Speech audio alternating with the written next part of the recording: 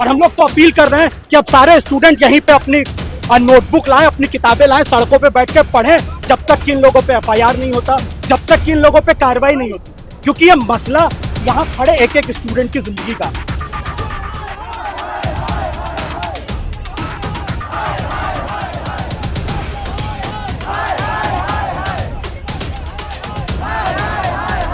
मतलब ये जो सीवेज का प्रॉब्लम है अभी से नहीं है। हम यहाँ के रेसिडेंट से बात कर रहे थे, उन्होंने बताया कि ये 1780 से प्रॉब्लम है। ये लो लाइन एरिया है, यहाँ पे हमेशा पानी पड़ता है। तो ये इशू आज का नहीं, ये पहले का है। अलग लेवल पर चाहे वो सेंट्रल गवर्नमेंट हो गई या स्टेट गवर्नमेंट हो गई, और हम तो बाहर से रहने आए हैं, तो हमें तो वैसे एक आउटसाइडर जैसे ट्रीट करा जाता है। तो मतलब बहुत ज़्यादा दुखद है, मतलब वर्ड्स में नहीं व्यक्त करा जा सकता है। और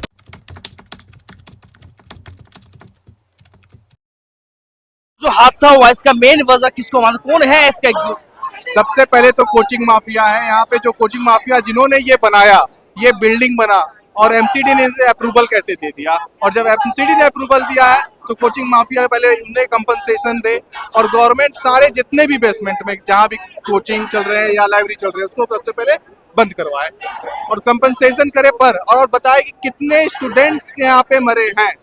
हमारे डाटा से 7 से 8 लोग मरे हैं और इनके डाटा से 3 लोग मरे हैं। तो ये डाटा सबसे पहले ये क्लियर करे कि कितने लोग मरे हैं, कंपनसेशन दे, और लैंड माफिया, कोचिंग माफिया और यहाँ पे जितने भी ब्रोकर हो, सारे कुछ हो, रेंट हो, उनके लेके गवर्नमेंट एक रेगुलेशन बनाए कि क्या करना है। इनको लेके रेगुलेशन, परफेक्ट रेगुलेशन होना चाहिए कि टैक्स पे करेंगे ये लोग, बिना मतलब का इन्फ्लेशन करके रेट को 20,000 का 40,000 कर रहे हैं ये लोग, और बच्चों को लूट रहे हैं। बच्चे यहाँ पे 5-5 लाख रुपया एक साल का खर्च कर रहे हैं और हमें मिलता क्या है, कुछ नहीं। 5 लोगों की मौत हो गई। दिल्ली सरकार की कितनी जवाबदेही बनती है इस घटना को लेके? दिल्ली सरकार की जवाबदेही बनेगी क्योंकि एमसीडी उनके पास है। एमसीडी होने के बाद उनके पास यहाँ मुख्यमंत्री उनके पास है, तो दोनों की जवाबदेही बनती है।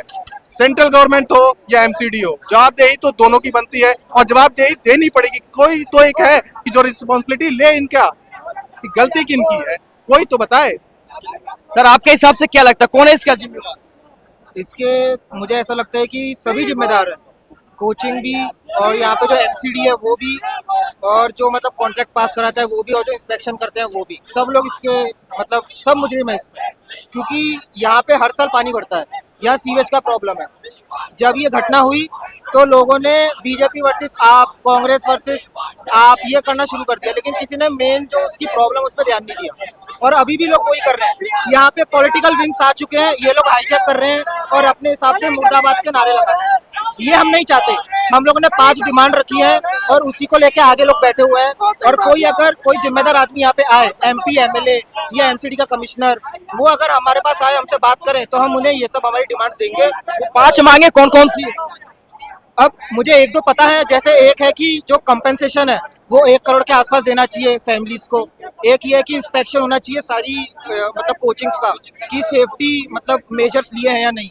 और एक और ये है कि मतलब ये जो सीवेज का प्रॉब्लम है अभी से नहीं है। हम यहाँ के रेसिडेंट से बात कर रहे थे, उन्होंने बताया कि ये 1780 से प्रॉब्लम है। ये लो लाइन एरिया है, यहाँ पे हमेशा पानी पड़ता है। तो ये इशू आज का नहीं, ये पहले का है।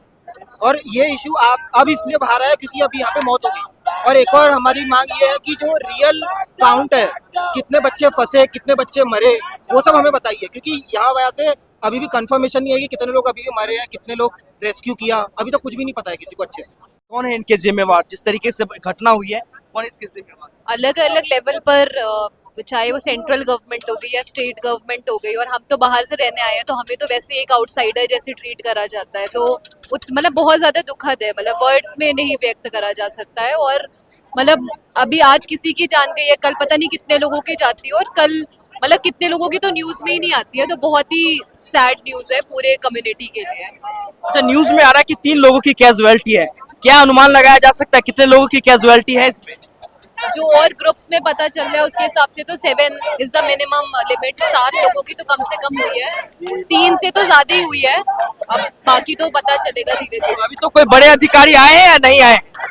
आए हैं, कल आए थे, पर कोई इतने अच्छे से कुछ बता नहीं रहा है। जैसा कि 3 लोगों की कैजुअलिटी की खबर आ रही है, क्या लगता है कितने लोगों की कैजुअलिटी हुई है? ये तो मतलब जो वहाँ पे लोग थे उनसे भी जो पता चल रहा है, इस पे तो तुरंत पुलिस को जो भी सूचना है तुरंत रिवील करना चाहिए, क्योंकि कई लोगों के तो रिलेटिव परेशान होंगे। अभी एक स्टूडेंट जो आपने बताया, क्या नाम था उनका, शुभरंजन, वो मिसिंग है, और 20 से 30 लोग हैं जो मिसिंग है। और देखिए सबसे बड़ी बात, 4 दिन पहले सेम इसी वजह से, वाटर लॉगिंग की वजह से, बिजली का झटका लगने से एक मौत होती है यहीं पे। पर बिल्कुल 20 से 30 लोग पर कुछ भी एक्शन नहीं लिया जाता है, और अब इतनी बड़ी संख्या में मौतें हुई हैं। और ये जो पीसफुल प्रोटेस्ट है, यहाँ क्यों बैठे हैं स्टूडेंट, और हम लोग तो अपील कर रहे हैं कि अब सारे स्टूडेंट यहीं पे अपनी नोटबुक लाएं, अपनी किताबें लाएं, सड़कों पे बैठ के पढ़ें, जब तक कि इन लोगों पे एफआईआर नहीं होता, जब तक कि इन लोगों पे कार्रवाई नहीं होती। क्योंकि ये मसला यहाँ खड़े एक स्टूडेंट की जिंदगी का। अभी कोई वहां पे बोल रहा था कि अब तुम लाइब्रेरी में भी जाने से डरते हैं, डरेंगे ही, सबकी जिंदगी का सवाल है। ये जो कोचिंग माफिया है, जिनके लिए ये स्टूडेंट्स केवल मनी मेकिंग मशीन है, उनको तो कोई फर्क नहीं पड़ा।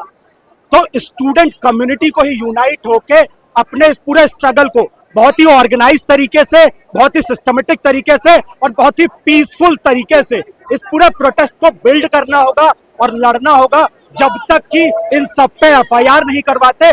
और इन तमाम कोचिंग माफियाओं, जिनसे एक तो ये मौत जो पानी में डूब के, और ये हमने जो ड्राइंग भी बनाई है, ये पानी कोई बारिश का पानी नहीं था, ये पानी इन कोचिंग माफियाओं का पानी था, ये पानी बीएसईएस का पानी था। ये जो पानी था, असल में ये पानी ये सारे इंस्टीट्यूशंस थे जो निगल गए हमारे दोस्तों को।